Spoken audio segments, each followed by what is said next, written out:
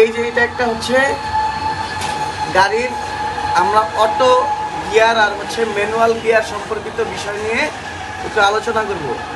Auto গাড়ির ক্ষেত্রে গিয়ারটা কিভাবে থাকে আর ম্যানুয়াল গাড়ির ক্ষেত্রে গিয়ারটা কিভাবে থাকে।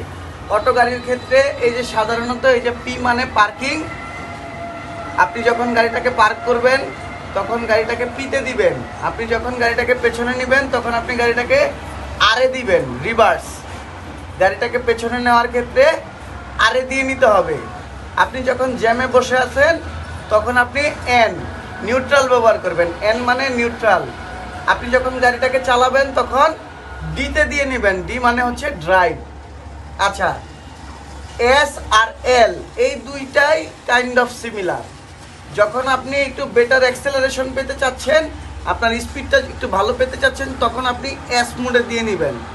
এই ডি এর পাশেই এস থাকে, অনেক গাড়ির ক্ষেত্রে ডি এর পাশেই এস থাকে। তখন আপনি যখন এসে দিলেন তখন একটু সুপার মোড বা স্পোর্টস মোডের মধ্যে চলে গেলে একটু ভালো অ্যাক্সেলারেশন আপনি পেলেন। তারপরে আপনি যখন পাহাড়ি রাস্তায় একটু উঁচু রাস্তার মধ্যে গাড়িটা উঠাইতে চাচ্ছেন তখন আপনি এস মোডে গাড়িটা দিয়ে নিলেন।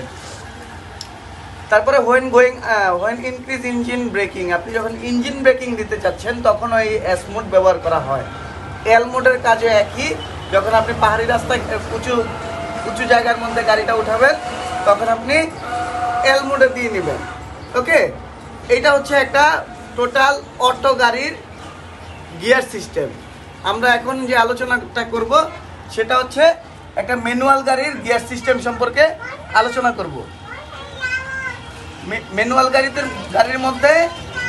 গাড়ির মধ্যে গিয়ার থাকে হচ্ছে gear number 1, gear number 2, gear number 3, gear number 4, gear number 5। এক্ষেত্রে আপনাকে মনে রাখতে হবে যে গিয়ার নাম্বার 1-এর মধ্যে স্পিড থাকে 0 থেকে 20, 20 থেকে 35 সেকেন্ড গিয়ারে গাড়ি চালাইতে হয়। 35 থেকে আপনি একটু পিছনে আসেন। 35 থেকে মনে রাখতে হবে যে 50 পর্যন্ত থার্ড গিয়ার, 50 থেকে 80 পর্যন্ত হচ্ছে ফোর্থ গিয়ার, আর 80-র উপরে গেলে গিয়ার নাম্বার 5।